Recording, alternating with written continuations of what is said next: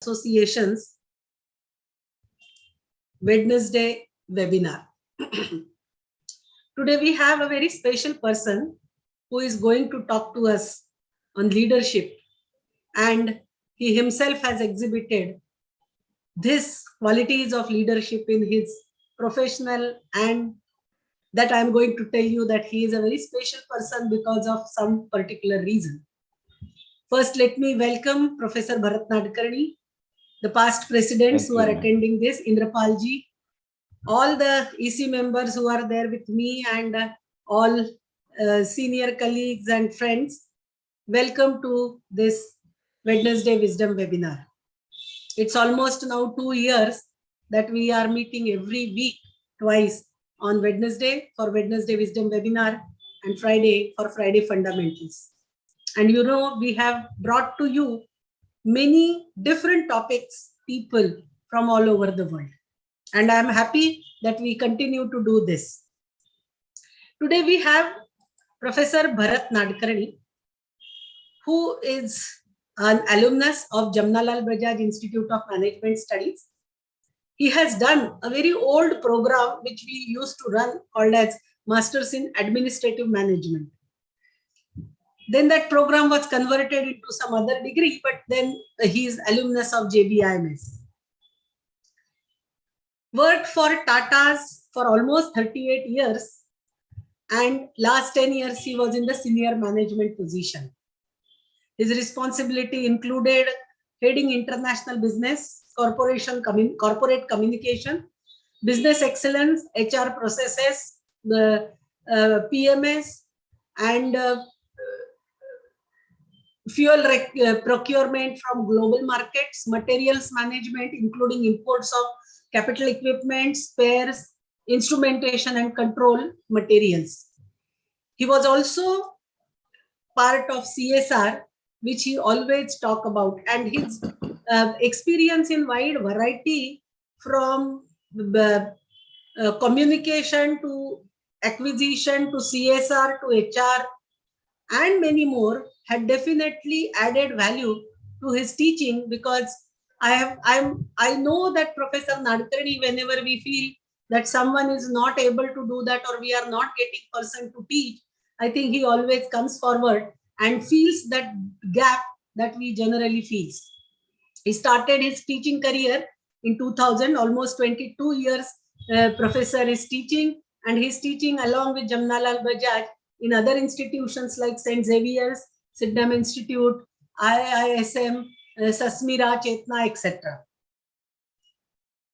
Why I call him special? Because of his career in cricket. He is a ex-Mumbai Ranji Trophy cricketer who was opener for Mumbai in the Ranji Trophy competitions. He was also chairman of Junior Selection Committee of Mumbai Cricket Association and has executed various assignments of Cricket Control Board. He was also managing committee member of Tata Sports Club, and his sportsmanship is also seen with his, because a person who has understood the sport himself as well as others. And I have seen the same qualities of Professor Bharat Nadkarni in his teaching, which comes from rich experience of industry as well as sport, which is a rare quality. And we are very happy and very glad to have associated with you, sir. Thank you for accepting our invitation to talk at BMA, and your thoughts on leadership we are eager to listen to, because you have seen two spheres of life where we can say that the leader makes an impact on the team and on the organization. Thank you, and you may start your session. Thank you very much, Dr. Kavita Lagate, ma'am. In fact, you were always my inspiration in Jamnalal Bajaj also. And certainly, it was always a privilege to be with Bombay Management Association. In fact, right from my young days, I always used to get associated with BMA in various programs when I was in Tata's. Yes, a very important way. Thanks, ma'am. The today's subject because I had around 35 years of experience with Tata, but along with the same time, I had a wonderful experience of being on the field with top class leaders in sports like Mr. Ajit Wadekar, Nawab of Pataudi, Sunil Gavaskar. I had a wonderful opportunity to be with them, play with them, and of course, Tata's was also one of them, kept on motivating us. One thing about the leadership, today, if we look at all most admired organizations in the world, leadership is a process. Leadership is never a person. And because it is a process, we have to really go step by step. And every one of us, probably, we can really complete that entire process. We need to hang over with that. Whether a managing director who is the leader for executive directors and vice presidents, similarly, a supervisor who is the leader for 4 workers. Leader is a leader. He has to inspire, he has to motivate, he has to set the high performance standards.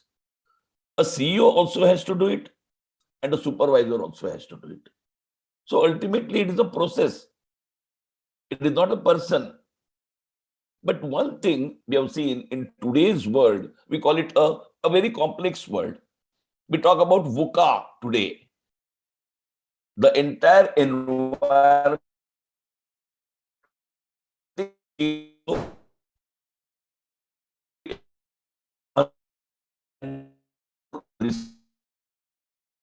complex. The technology has taken us to such a heights, probably we find a little giddiness there. And next one is the ambiguity. We just can't predict a near future. The whole environment is almost, we are into a fog. We can't just predict. The picture is hazy. And when such kind of VUCA environment, there is only one thing which can really take the organization to the next level is the visionary leadership. Visionary leadership is like rowing boat against the stream. And we have to take that stream up front. And we have to keep rowing, and take the organization ahead of us. There is always a pressure, there is always an environmental pressure hitting on us. But we have to keep rowing. The moment we stop rowing, the organization will go back. We lose. And today's world is so much of competition, innovate or perish. There is no third choice. And in such particular environment, the leadership is the one who will carry the organization from level to level. Very important aspect. And again, leadership at every level. And that is what we have to go with. I do have my presentation. Before going into the presentation, I wanted to discuss a few things. And then probably I want to go into the presentation, and I'll refer to my presentation. The one thing, again, as I told you, that I work with Tatas, and yes, in a formal way, in the businesses, many things are just cut out. But we have seen the leadership on the ground, the leadership like Mr. Ajit Wadekar, a total management. We always see the leadership is the challenges in 2 areas: concern for task and concern for people. But concern for people, that is what is the most important thing. We call it a man management. Knowing a person inside out, what inspires a person, what exactly ticks him, get the best out of him. That is what we learned at the ground. Many times we have seen the match which is almost lost was brought back only by sheer good leadership. And that is what we have seen. And it's the beauty of it. And I was always a great admirer of these wonderful people, and I was fortunate enough, had an opportunity to play with them. Today, we let us go. As I was telling you, it's a process. And because it is a process, I have made certain points. And those points, I will just go one by one. And probably it can be like a blueprint. And we can follow this. Every organization, when we follow leadership being a process, the good, world-class, most admired organizations like Tata's, L&T, Hindustan Unilever, Infosys, they not only bring the products and the services, but they also create leaders. And that is what is very important. Today, if we really look at it, the FMCGs in India, most of those FMCGs like Dabur and Marico and others, the top management team, sometime or the other, they worked in Hindustan Unilever. They imbibed the visionary leadership process. They developed themselves.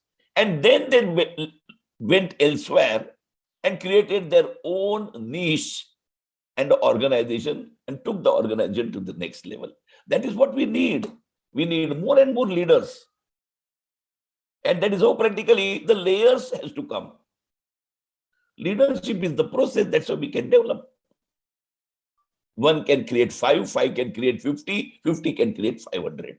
And probably that is the one we can really take our industries in a wonderful way. Now let me give an opportunity, let me go with my presentations. I will make my presentations, I'll go with my presentations. Thank you very much for a little patient hearing. Let me go with my presentations.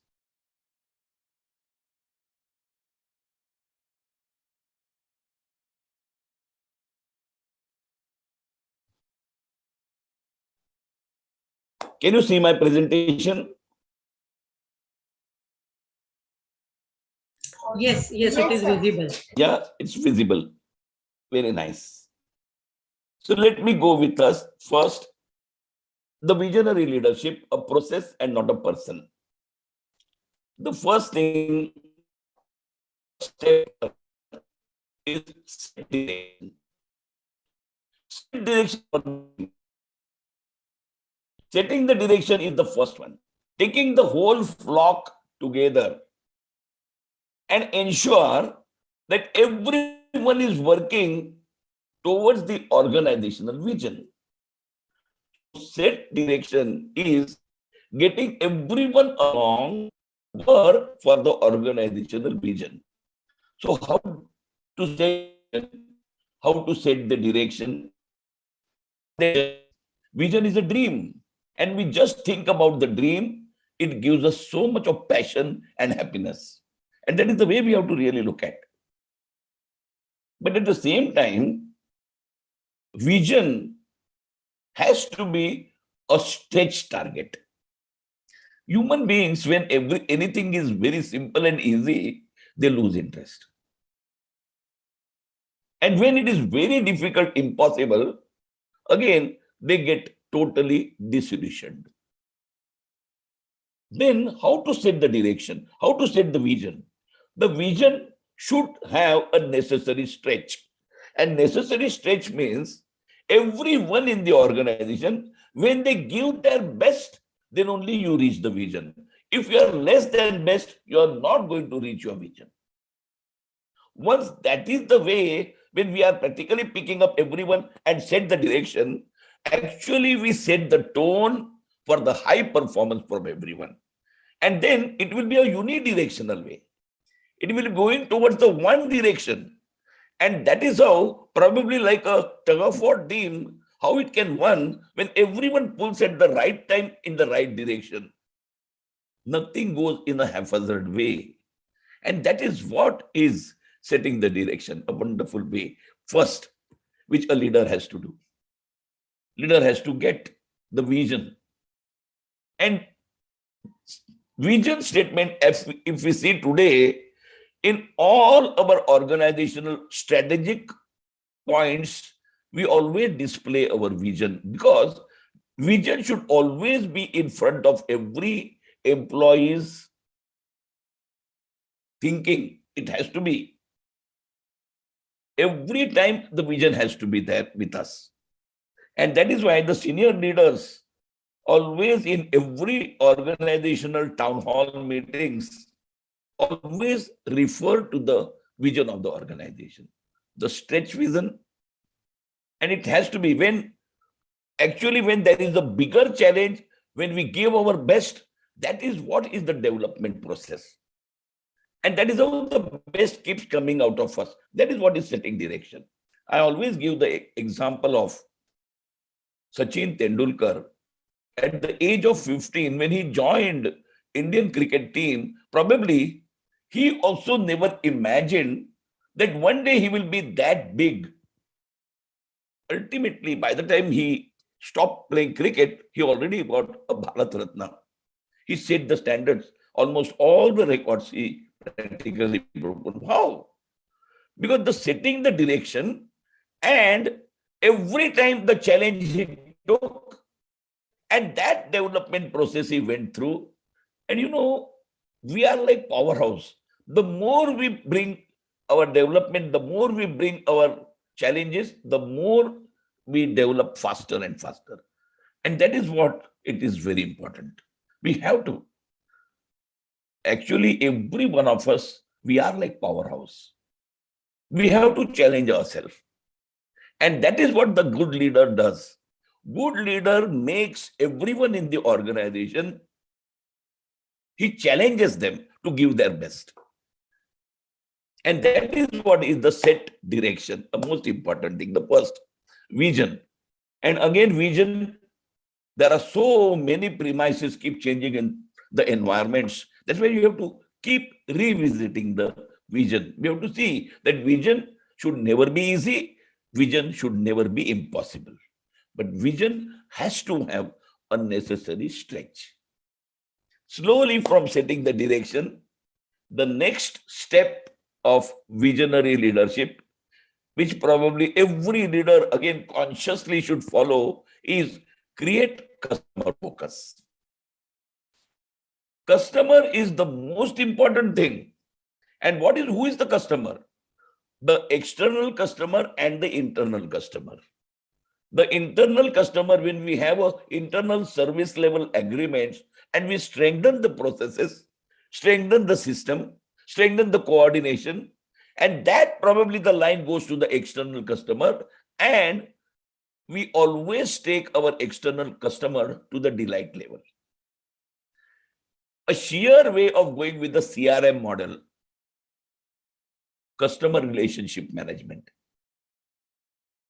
Quality and price, we acquire a customer. With good service, we retain a customer. And with speed, we take him to the delight level. And now he is with us. He is our loyal customer. That is the way we have to develop relationship with customer. And everyone in organization has to have, why are we working very hard? Who is bringing success to us? It is out and out a customer. Our customer is like an oxygen mask. Just remove it and we are dead next moment. And that is the way we have to be. Customer focus has to be that. It has to be hammered. It is not that only the marketing people who are in touch with customers should probably be with the customer. No. The whole organization's back office, we have a supplier customer. That is the way the relationships are. And that is how we have to set the standards and raise the bar. The first customer, when we join organizations, when we are very young, the first customer is our boss. He gives us the work. And we have to do the work to the best of his requirements. We have to undercommit and over-deliver. And when we undercommit and over-deliver, what comes from his mouth? Wow. Once we start getting wow in this world, we have arrived. we learn how to set it. Under commit and over deliver. Under commit is not a deliberate effort, but keep something a notch down, because anything that always be a slip between the cup and the lip. Be prepared for it. And that's why a little pessimism has to be there. And because of that, under commit and over deliver. That is the way. So customer focus, the first customer is my boss. And once I set my particular, you can say the standards, the way he wants it, probably my career will pick up. And that's why I keep telling all my students, whenever we are very young, actually, our first boss should be a taskmaster. And he will be the one will practically get best out of us. And then we know the process of how to get best out of us. Initially in my career, if we get a lenient boss, probably he will give me a leeway, and probably I will go into a little, you can call it a lethargy, maybe in a food paradise, and probably I will not be able to consolidate. That's why when we are young, we must get a taskmaster as a boss. He said the way we go,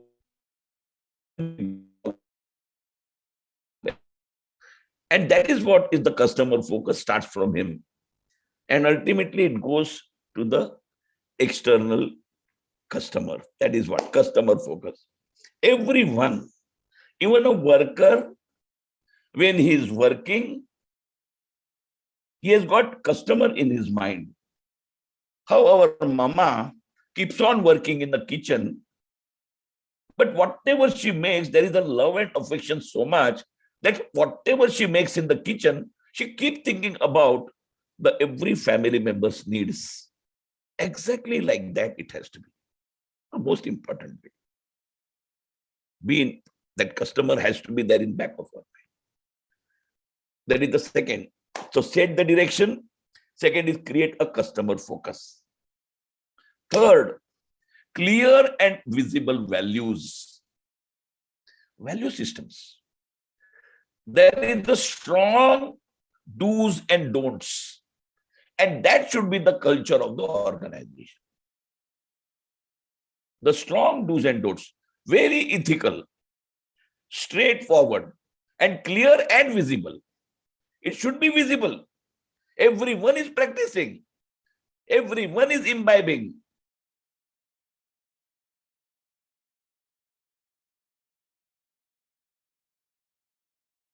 There are certain organizations people are very comfortable with, and there are organizations people are not comfortable with.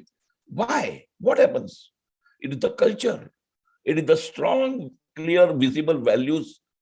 When you get into those values, probably you are very comfortable in that culture, and then you make a career there. Suppose if you are not getting into the culture of the organization, probably you are like fish out of water.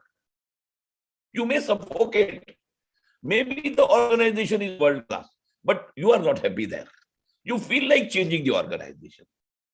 And that is why the organization, when they have a very clear and visible values, and it comes from the founder, whatever founder believes in becomes a culture of the organization and becomes the value system. I'm so happy.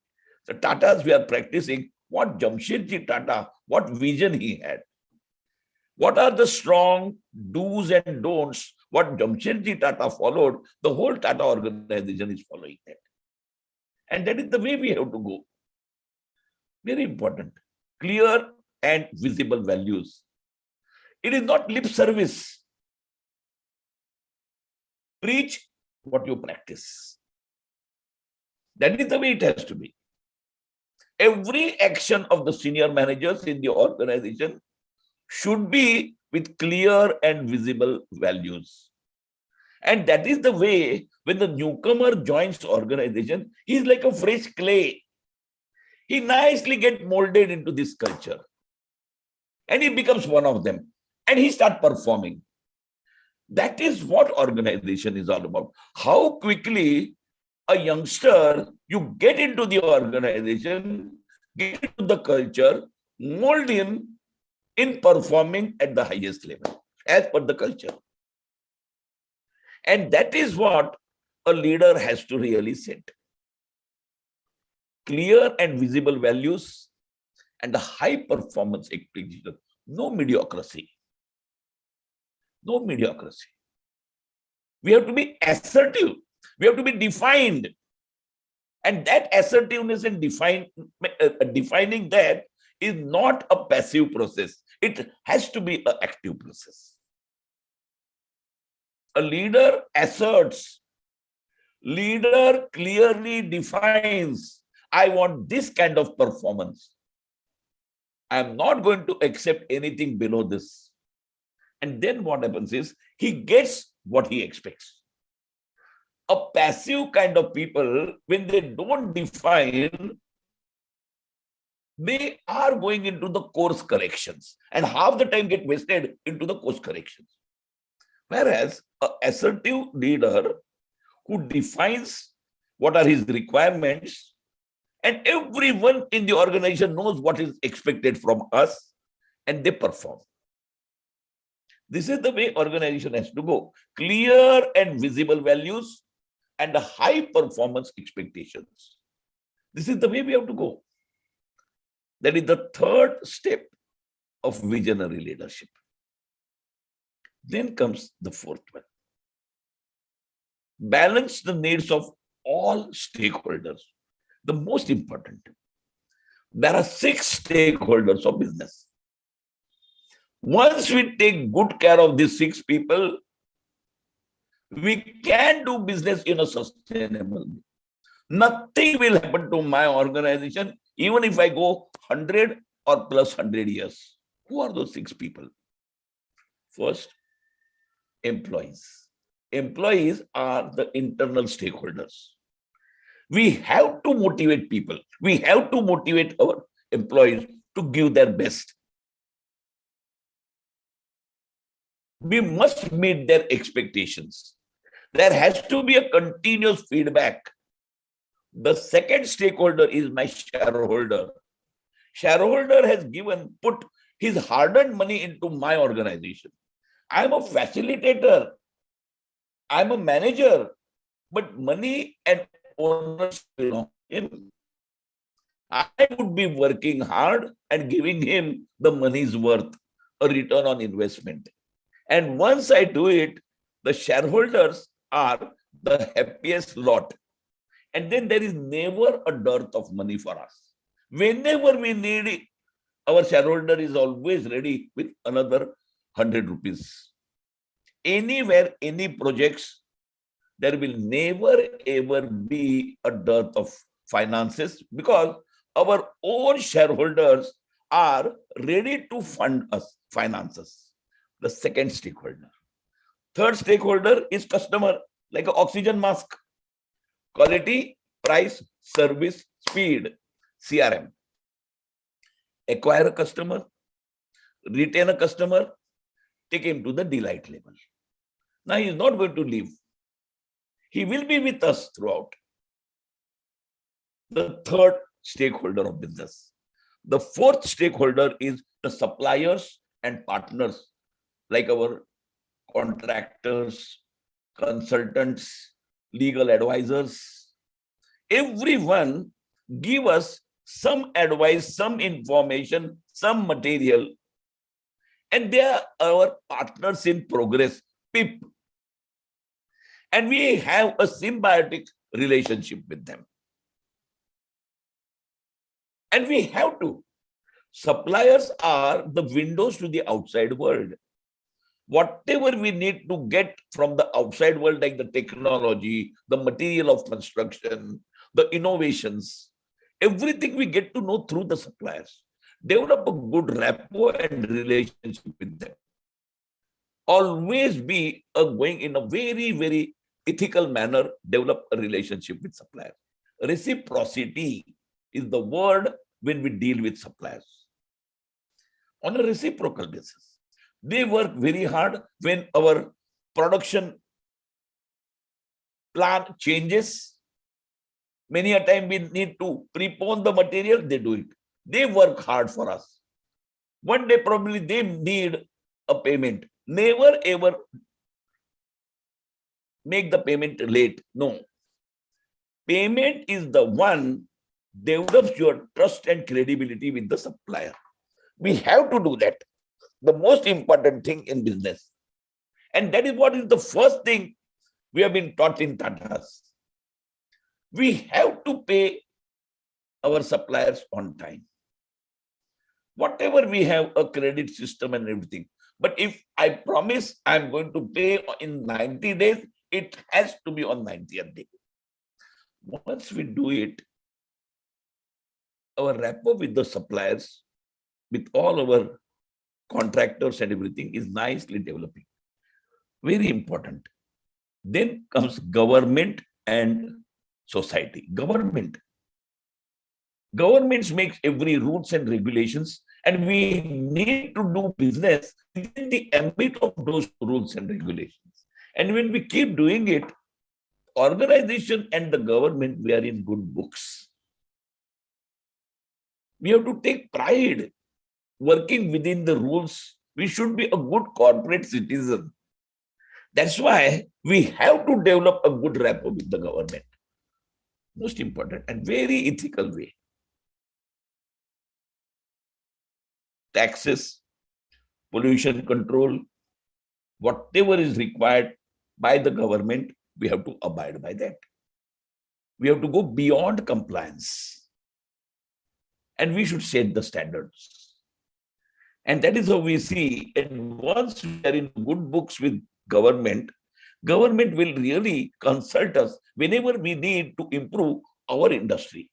Because we are into the businesses. We know something much more than the government. So government will actually consult us in bringing improvements into our industries. There has to be a continuous dialogue. And because of that, today we have a CII, Confederation of Indian Industries, and the Prime Minister's Office, PMO. Every 3 months we meet. The industry leaders and the Prime Minister's Office, we meet. We have to. That is what is the country's requirement and how the industry is going to come forward and practically deliver. There has to be a rapport. It has to be. That is what is the government and the organization, the one of the stakeholders. And the last one is society, the greatest of them all. Our brand image in society has to be impeccably good. And once we have, our employees come from the society, our shareholders come from the society, our customers come from the society, our suppliers come from the society, and government is formed by the society. That's why CSR is not a charity. CSR is a core value of the organization. And we have to go with the core value, CSR. It has to be inbuilt in our processes. And that way we talk about the triple bottom line concept: profit, planet, people. This is the way organization has to go. And that is how we nicely balance the needs of all stakeholders. For sustainable business, expectations and balancing the needs of the stakeholder is the one we have to keep doing it on a continuous basis, a most important way. We have seen so many organizations like General Electric and all, created in 1840s when Thomas Alva Edison invented a bulb. But have we seen today, even after almost 180 years, GE is still on top of the world. Every innovation they keep bringing. The legacy of Thomas Alva Edison is carried for almost more than 180 years. How? It is the visionary leadership. It is the setting the direction. It is the customer focus. It is the clear and visible values of the high performance expectations and balancing and exceeding the expectations of all the stakeholders. They have kept on doing it for impeccably well in 180 years. And probably they will carry for another 200 years.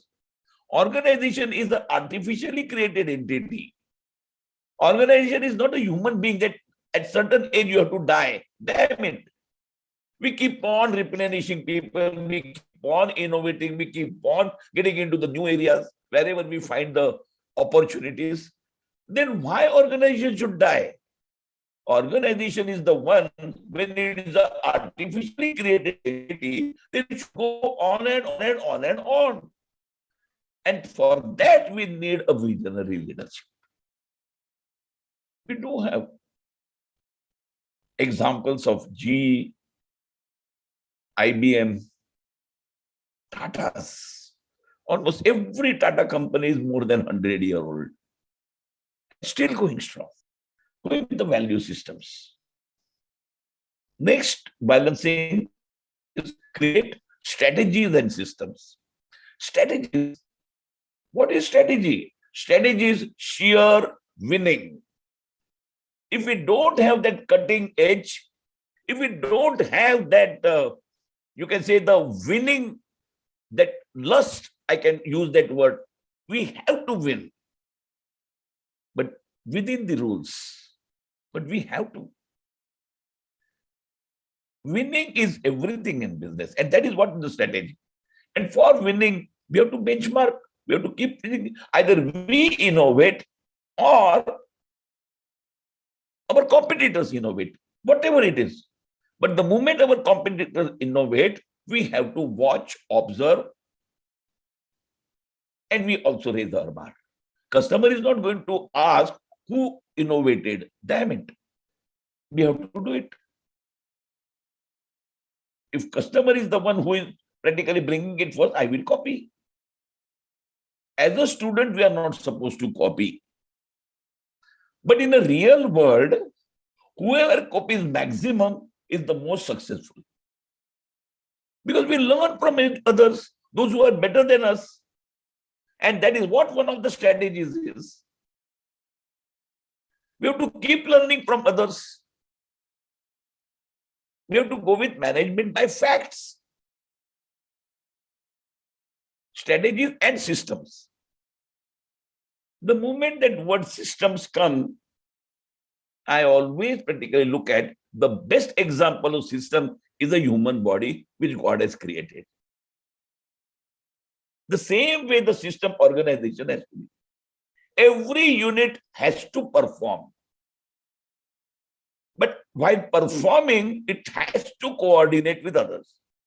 No body, no part in organization or in a human body is working in isolation. No, it's a teamwork. It's a coordination. It is a system. And that is how we have to really go about it.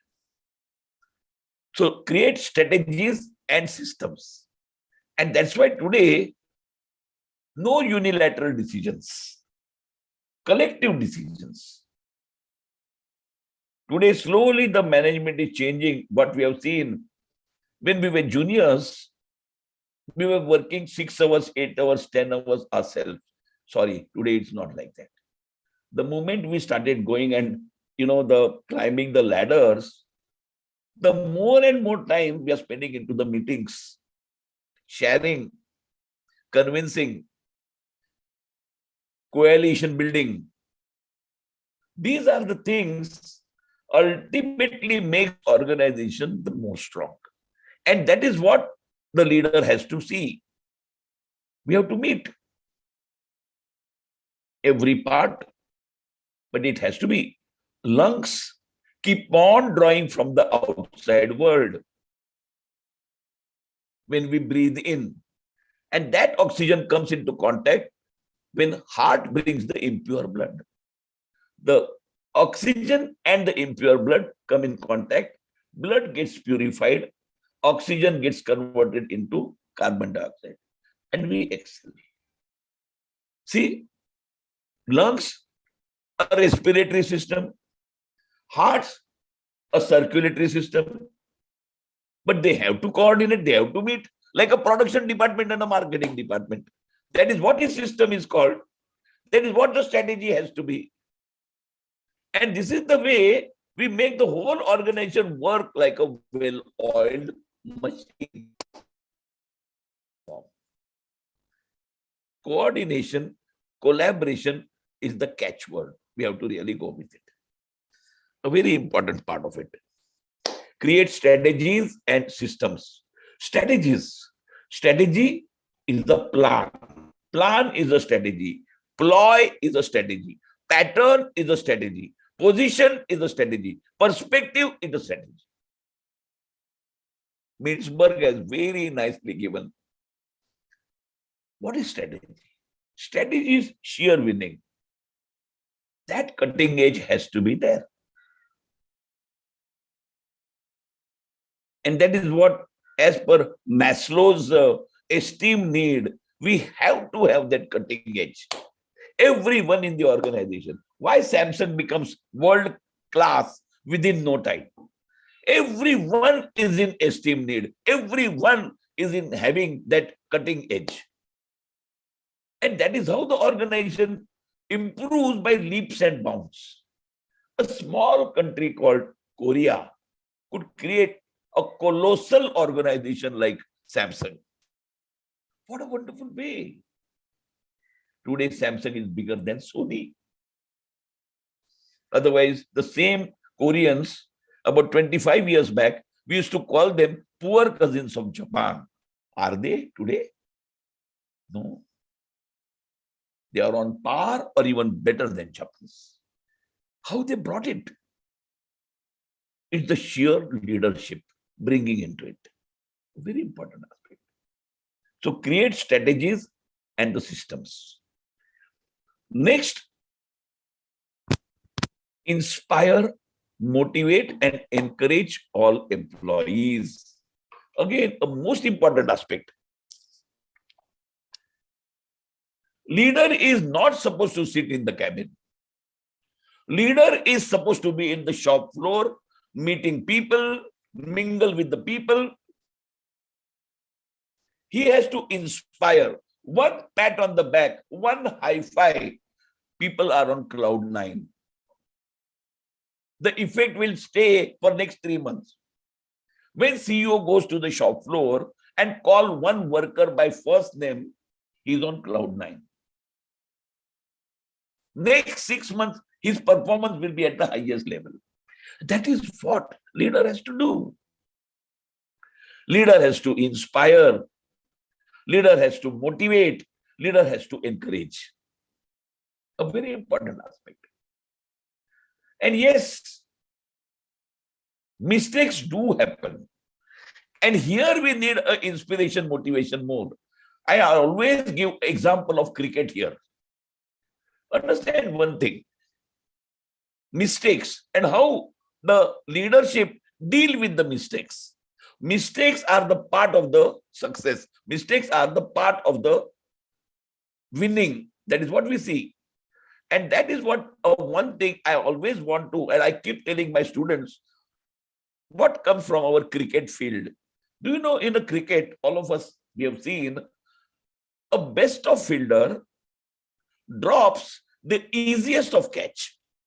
And when he drops the easiest of catch, he's demoralized. But do you know what we do? We quickly run to him and we pat him on the back and we tell him, "Chalta hai yaar, catch to chutna hi hai. Come on, pull up your socks." What actually we do? We trivialize his mistake.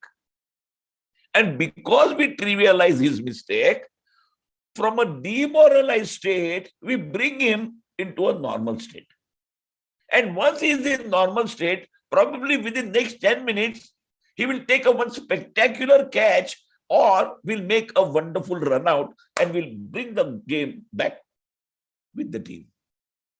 If you allow him to be on a demoralized state, when you highlight his mistakes, Sorry, he will drop 2 more catches. And probably we will lose the match.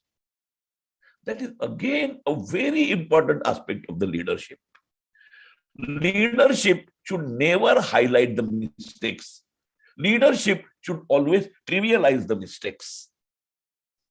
And that is one of the inspirations, motivations, and encouragement. Understand this. Otherwise, in normal way, what is inspiration? What is motivation? Pat on the back. Keep going and saying goody things. No. We have to motivate, we have to inspire. Exactly we know what exactly takes, what brings him give his best. That is what here the man management comes. We have seen on the field many times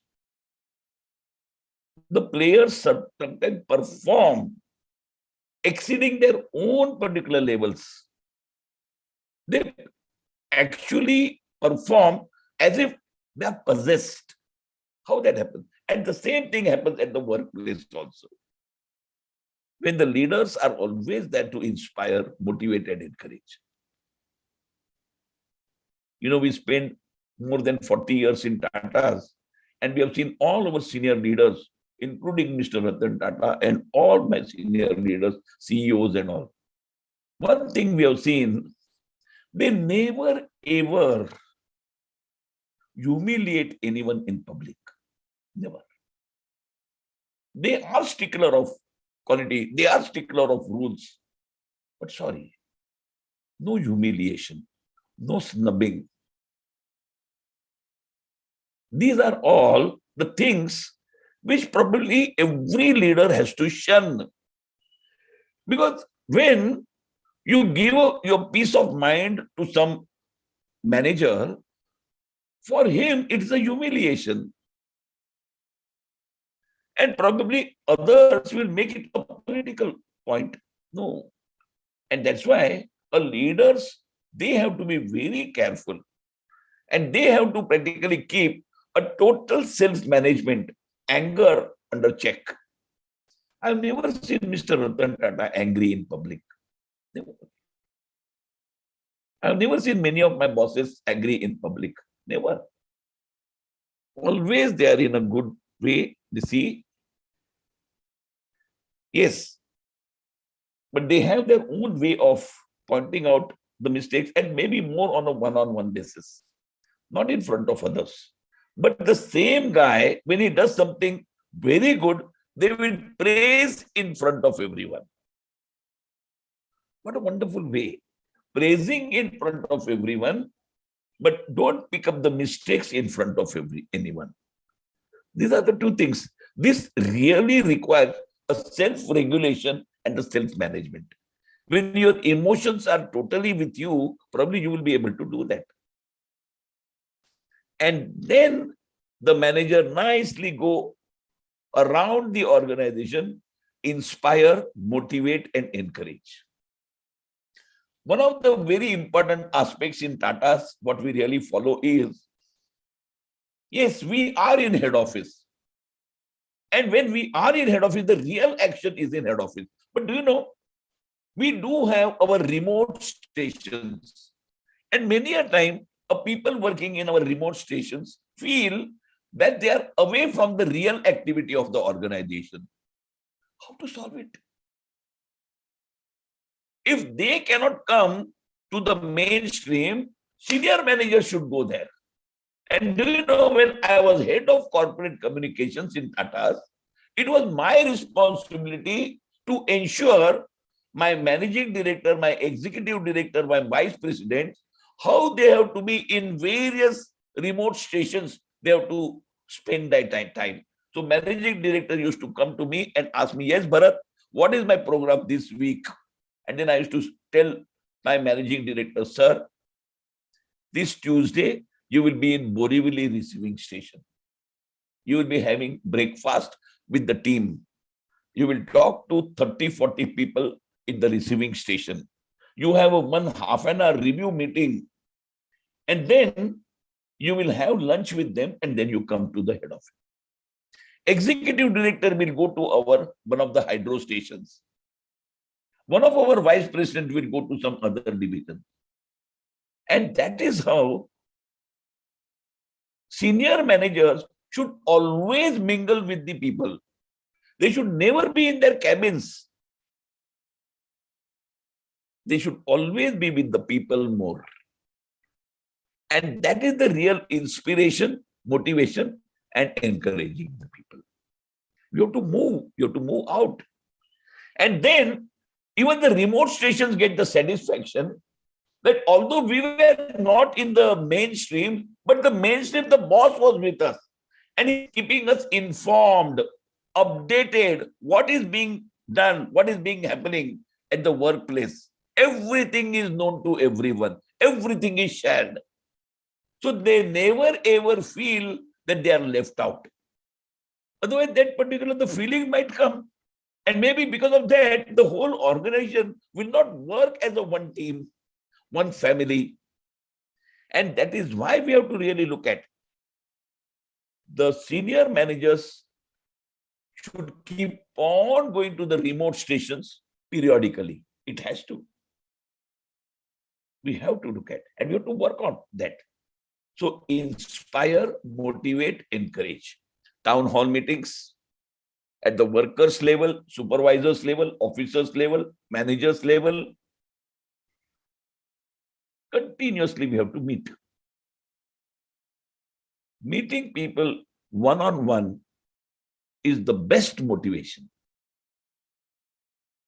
Boss, when he himself talks directly with 400 people in a town hall meeting, you exactly know what boss expects from all of us. Nicely, we can go with it.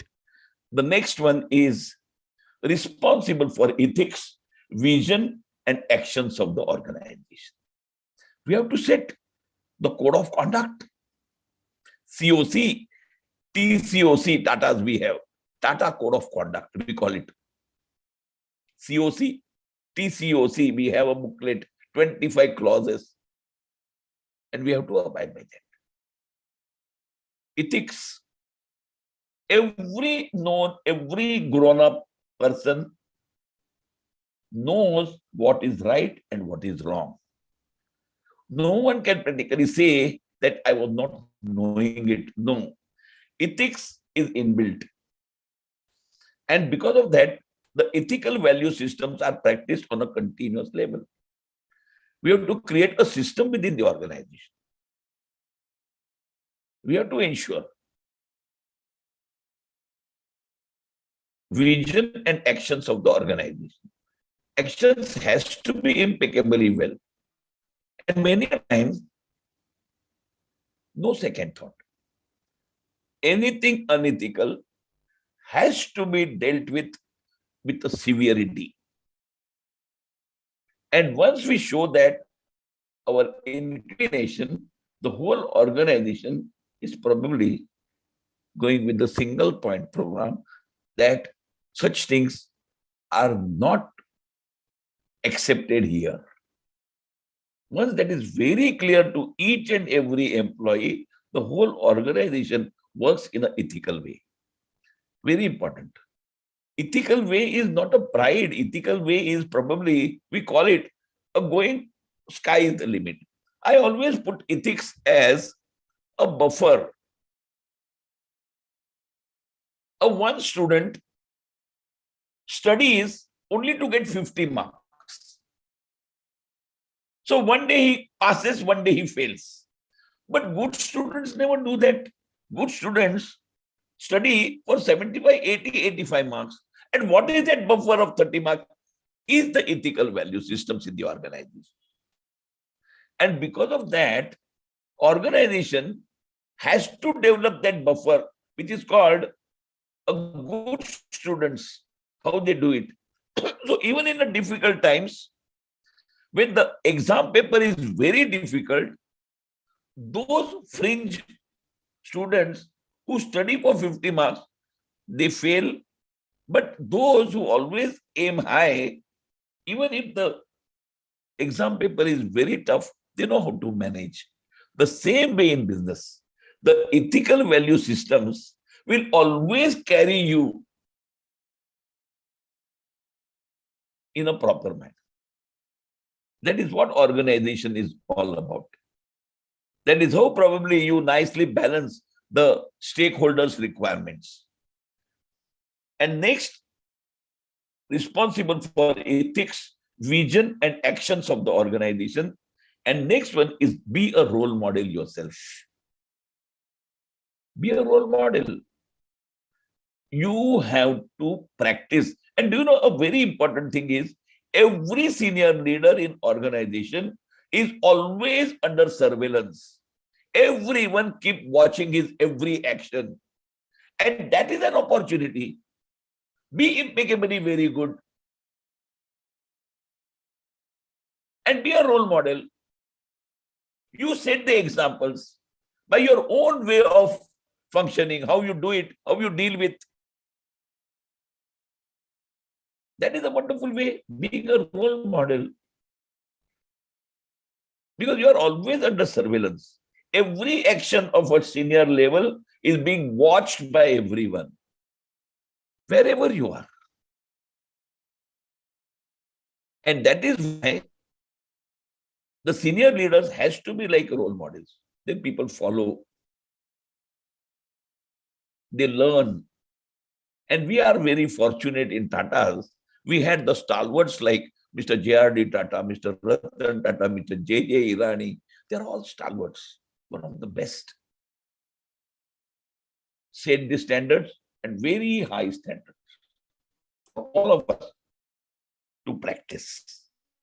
And the last one, because it is a process, naturally developing future leaders.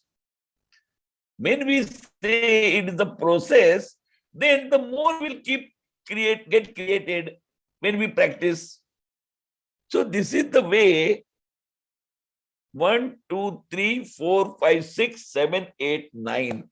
I have picked up the 9 points, nicely going into this.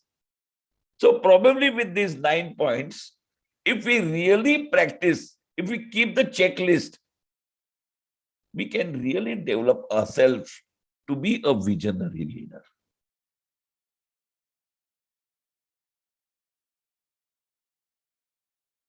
We have gone with this. Along with visionary leadership, I wanted to go in another way. But what Kavita ma'am told me is maybe we will go with the question and answer sessions after 1 hour. So almost we are at 1 hour, we have completed. Just along with the visionary leadership, I wanted to discuss another one of the best leadership in today's world. What we need is a serving leader. A serving leader. Is the leader meant to be a boss or is he meant to be a serving leader? Leadership is about responsibility, not self. The acid test of your leadership. Have the people you lead grown as persons and become wiser, healthier, happier, freer, more creative, and more productive? Can you make it? Then probably you are one of the best leaders. You create leaders. Serving leadership deals with the reality of power, its legitimacy, the ethical restraints upon it, and the beneficial results that can be attained through the appropriate use of power. Power need not be visible, but power is there in the air.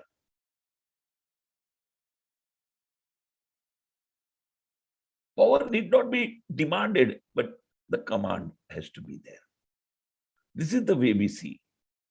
And when we look at the serving leader, a part of a visionary leader, what exactly the traits we have to develop is a very simple. I quickly go into 2 minutes and then we will go on a question answer sessions. what exactly a serving leader has to develop the traits? Listening, empathy, listening. He must have a patient ear for everyone. Empathy, develop the art of being into someone else's shoes. Then only you know where exactly shoe pinches. Healing. Anyone who comes to you with a stress, be a counselor. Let there be a healing. Let there be an unloading of the problem. And you help them by sheer disclosing, coming out with you, allow them to talk and be a good listener. Actually, you are helping them to unload. That is healing. Awareness, persuasion. The right kind of persuasion here and there. Conceptualization, idea formation, very important. Foresight, focus on the future. Stewardship, probably taking care of everything. So you perform. Context, we will take care of it. Content, you take care of it. A leader has to be like that.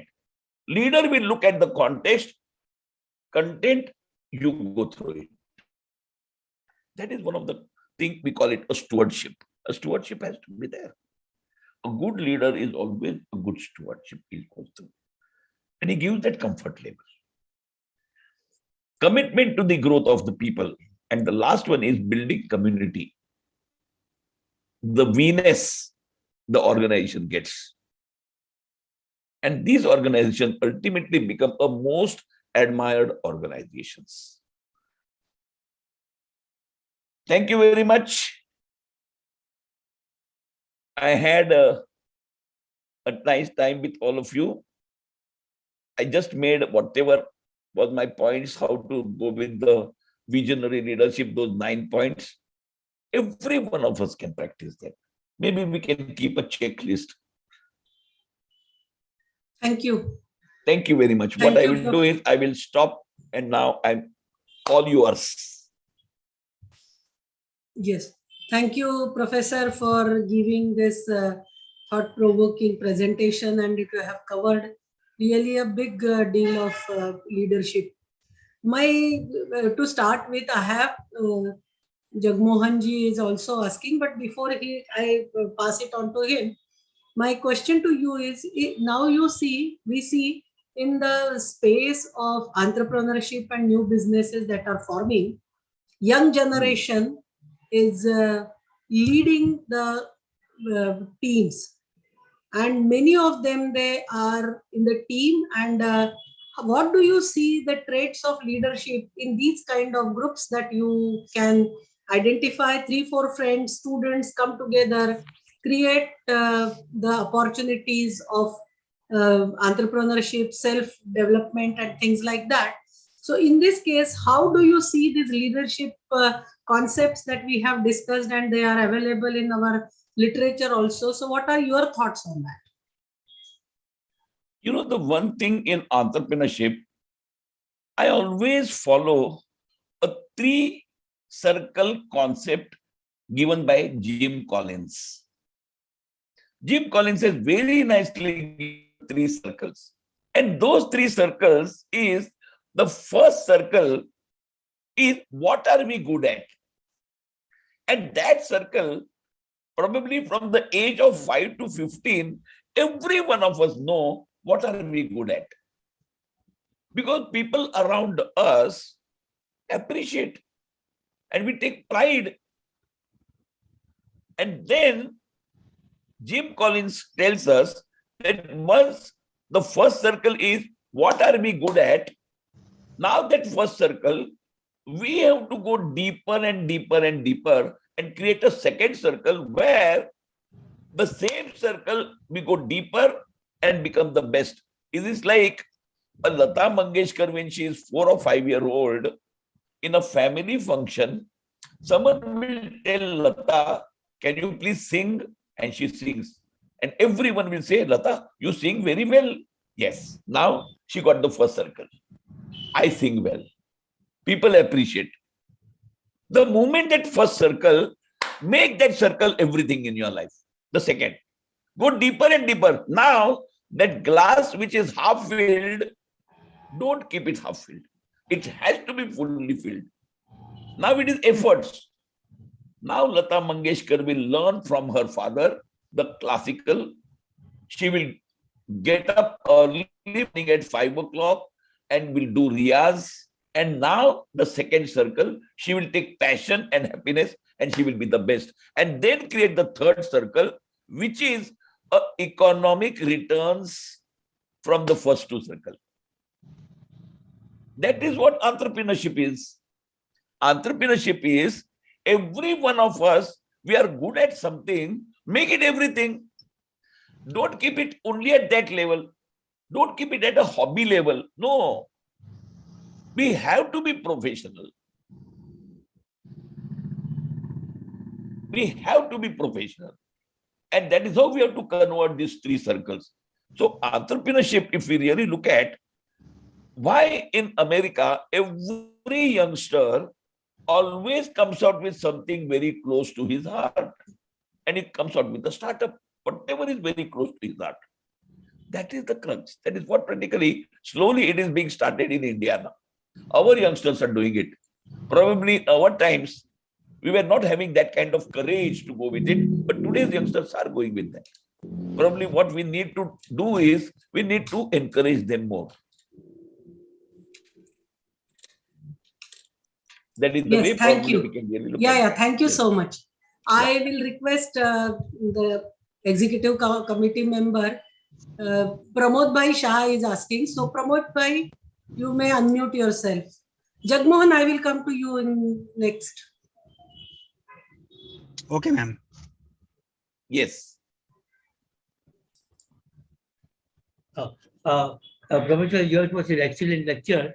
I have small two questions. One is, sir, how do you describe the concept of exemplary leadership? And number two, sir, in the list of characteristics of the serving leader, sir, I would request you to include the ethical aspects and the governance aspect, if possible, and your comments on the same, sir. I'm Chairman of the Institute of Company Secretary of India. Thank you. Yes, very, very much, sir. Corporate governance today is a very much in thing. And that ethics and the corporate governance should be the real fabric for the organization to really go with the excellence. Governance has to be there. And governance, because of that, we need to have a very strong non-executive directors, like a watchdogs. We need them like a watchdogs.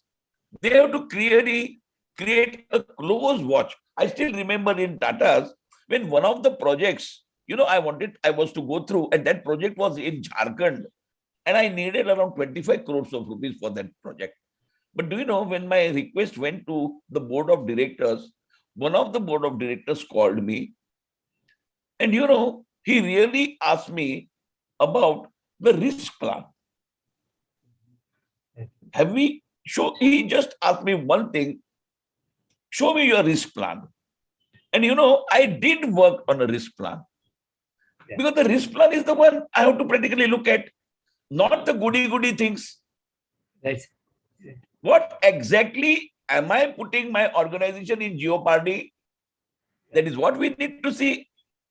Yeah. Thank you very much, sir. It was a very good. Yes. Thanks. Corporate governance is a very, very important aspect. And we probably must practically, has to be, every student must know that. What is that corporate governance? Right. Do you know corporate governance? I always give in a very simple way to my students. What is corporate governance? Corporate governance is, in a jocular, humoristic form, I tell them, when I'm an entrepreneur, when I start my organization, it's mine. It's my baby. It's part of my life. And I'm so passionately involved in that. But tomorrow, when I am not there, then who should look after the organization with how I was looking after? Yeah. That is corporate governance. That's it. And That so is your corporate. comments on No, exemplary leadership. no harm, no iza to my organization because it's my baby. I created it. That's it. Agree, A sir? sense of ownership. Yes. Yes. That's it. Thanks a lot. Yeah, thank you very much. Exemplary leadership, can you give some comments if possible, sir? Exemplary, yes. You know, for us, exemplary comes only with Jamshedji Tata, GRD Tata, and then Mr. Ratan Tata. We were fortunate enough to watch them. Right. We just could imbibe. Just watching them itself is a book. Yeah. That is how practically we had. Excellent, sir. Yeah. Thanks, sir. Thanks. Thank you. I will request my colleague on the executive committee, Sri Jagmohan Singh Rishi ji, to unmute himself and ask question. Sure. Thank you very much, ma'am. Good evening, sir. Great insights to the exemplary leadership and servant leadership. And it was great. And in fact, I was driving and I was listening to you also. And I think some of the thoughts which was coming to my mind was that you are lucky that you were a part of Tata's and you have met the exemplary leaders who walk the talk. But I think in the today's era, there is a lot of pressure on the new age CEOs who have to, give a lot of profitability towards the stakeholders, shareholders, and at the same time, ensure the company running. And there is a sword hanging on their head. How can, I mean, they learn the tricks of the trades in the B schools, but something which they forget in the process is the empathy, the ethics, and other aspects. Some example which has come up recently was from Bharat Pay example, and let me not take the name. So what do you see about this kind of scenarios? Sir, one thing, the risk-taking ability has to be a part of it. Because this world has got a one rule: high risk, high gain, low risk, low gain. And that is how we are practically going with the high risk, high gain. And that high risk, high gain, taking chances here and there should be a part of it. Probably one thing in Tata's, compared to many of the good organizations, we are little low on risk-taking abilities. We are more into the planning and we are little less into the risk-taking abilities. And probably we need our today's youngsters go more into the risk-taking. Today we have seen, especially, the kind of cricket this 2020 people play, we have never ever imagined when we played our cricket. There's so much of innovative strokes, the way they started playing it. Sorry, in our times, that kind of cricket was not there. But that means today's youngster is becoming a venturesome. It's a great thing. In my country, when a youngster is becoming more venturesome, that is what we need. Probably that kind of trade will take my country much faster ahead than what we were practically going through. That is what I feel. Right, sir. Thank you so much, sir. Yeah. Right. Thank you. I will request Shri Pramod Solanki to unmute himself and ask question. Thank you, Madam. Thank you, Madam Professor Lagate. Good evening to you, Nadkarni Sahab. Very reassuring thoughts, time-tested ideas. Thank you so much. I just want to hear your thoughts on a shift that I see happening when it comes to the leadership role. In the times based on which you have spoken, all of us looked up to somebody, and you have named many of them, who were clearly exemplary figures, and House of Tatas is full of such people. And when it came to setting direction, when it came to taking a view on how organizations should run, they had, a very clear vision and ideas and that went about it. Now, there are two very important changes. One is the workforce, the millennials is a very large population and it is going to grow. Yes. They are not very comfortable with, what we call in HR jargon, power distance. For us, those exemplary figures were like God-like, and we were very happy if we could see them. Yes. The millennial generations want to freely interact with their leaders. They want to connect with them. They want to see them as one of them, etc., etc. And other is the environment internally as well as externally is changing so very quickly that for any one person to be able to make sense of all those patterns and decide the direction is going to be a lot more challenging now. And therefore, there is a need to leverage inputs from a lot more people before you can really set a direction and change a direction for the organization than what we had 30 years ago or 40 years ago or even up to 20 years ago maybe. So therefore, a need for more people in different degrees playing a leadership role, so to say. That's how I see it. I wonder what do you think about it? Yes, sir. You are really today the decentralization and the more flatter kind of organization, not the tall kind of organizations. It should be the more flatter organization, and the total decision making has to be decentralized. So there will be teams taking the decisions. There will be coalitions taking the decisions. And that is the way probably we go. And exactly, sir, what you nicely said was the power distance, which Hofstede very nicely mentioned about it. Sure. The distance has to come down. The power distance has to come down. And that power distance has to come down when the lead has to be taken by the seniors. Especially I just give the example of how to bring down the power distance is, suppose in my organization, I am a senior level manager, and in my department, I get a young MBA. Do you know what is the first thing I should be doing? In my initial departmental meetings, I should really cajole, inspire, encourage him to slowly but surely come into the departmental meetings with his own views. He should not be a silent spectator there. How early he quickly comes into his own views and quickly becomes the part of the team, that would be the success of the youngster. He should be one of them. Because whenever we are into the conference room, sir, no hierarchies. No hierarchies. Once we are into the conference room inside, everyone's views will have a value. Otherwise, don't call them. Why that particular lip service? Why that particular, you can say, the psychophancy? Why that hypocrisy of calling them and not listening to them?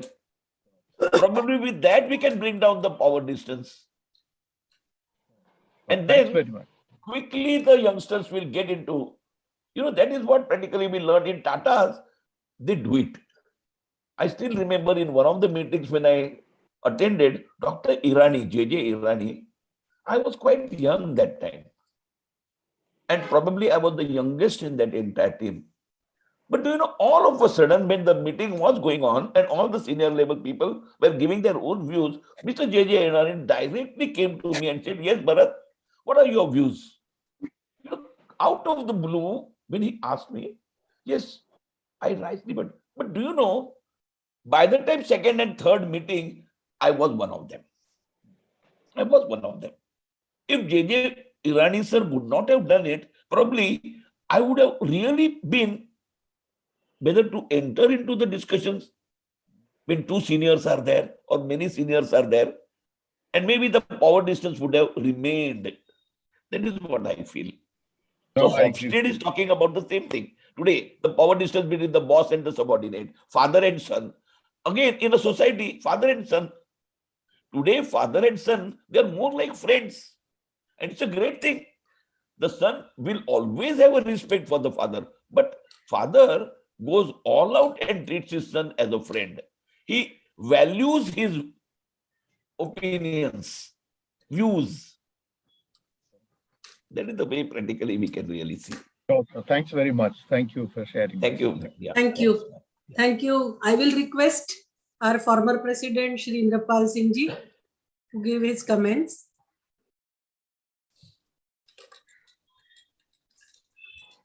Say that Professor Nadkarni, yes, very sir. insightful presentation. Thank you, sir.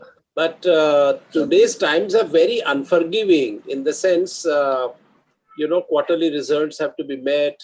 The lenders have very high expectations, stock market has, and all kind of pressures are there.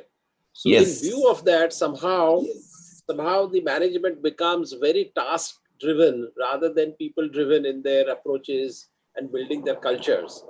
Now that may be detrimental in the long run, but the CEO's life is just 2 to 3 years or 4 years. So that the enduring culture that you described at Tata's and at Hindustan Lever, that simply does not build up. And probably it is, one toxic culture to the next and to the next it goes on. And the price is paid by everyone, especially the employees and the managerial class. Now, what would be the way out of this,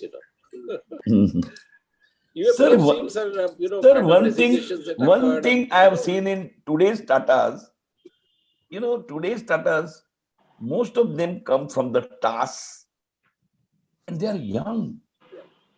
And today our leaders, earlier our leaders were in 60s. Today our leaders are in 50s. It's a great change, sir. It's a great change. Today in Tatas, we have our leaders in 50s. Our Mr. Chandrasekharan, we have been watching his progress. Yes. One of the best stalwarts. Yes. So the average age, just like in US, when directly from the Harvards, Coca-Cola and all of them were getting the, Roberto Goetz-Zueta at the age of 43, he started heading Coca-Cola. It's unheard of in a country like India. But no, so it's happening today. In many organizations, it's happening. It's a great change. We were always respecting age, but today we are also respecting talent, sir. And we do have IITs, IITians, IIMs. We have a talented people.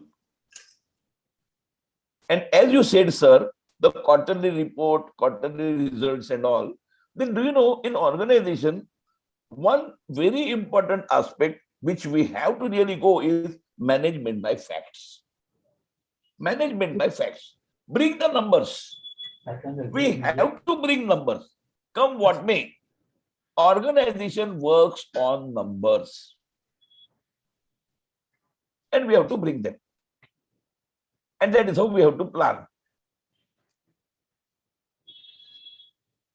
Yes, maybe a COVID phase was a little setback, but I'm quite sure maybe the post-COVID, probably every organization probably will make up for the lost time.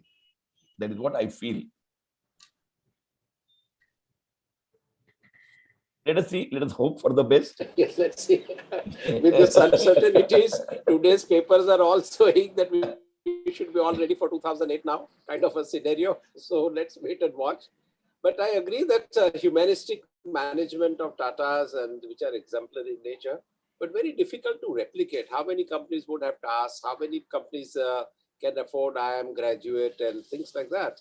So I suppose those prepared dishes are for the very top notch, but average organization, average set of people, difficult way out, to Sir, but we do have 150 years old. We do have a most of the companies, repository of talent like IITians, IIMs. We do have it. But they are all abroad. Most of them are abroad, sir. They are coming out. Yes. They are coming out of that assembly line.